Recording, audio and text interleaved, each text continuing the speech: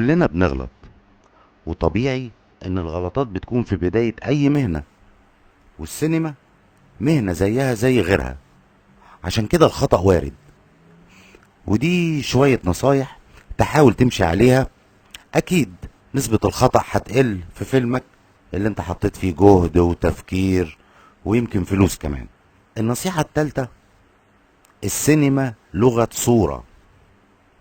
في قاعدة مشهورة في صناعة الفيلم بتقول: وريني وما تقوليش. show don't tell. لان شغلك في النهاية هو شغل بصري. مفيش داعي من الحوارات الطويلة بين ابطال العمل، وخلي بدلها حركتهم هي اللي تدل على كلامهم. يعني مثلا لو واحد رفع مسدس في وش التاني، ده معناه انه عايز يقتله. ساعتها ملوش داعي انك تحط حوار بيقول فيه انا هقتلك. ولو في حد جاي من بعيد وبيجري، ما تجيبش سيرة في الحوار انه فلان جاي وبيجري، ما احنا شايفين يا اخي. تقدر تختبر كمان طريقتك بطريقة سهلة جدا: غمض عينك واسمعها. اذا فهمت القصة تبقى مش فيلم، تبقى مسلسل، ويا ريت تبعته للإذاعة. رابع نصيحة: عمق الصورة. الواقع اللي احنا عايشين فيه ثلاثي الأبعاد، يعني 3D، لكن شاشة السينما 2D، مسطحة. ودي حاجة لازم نحاول كصناع أفلام نتغلب عليها.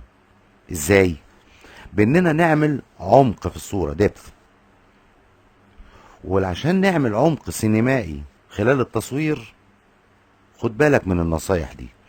أول حاجة: التكوين.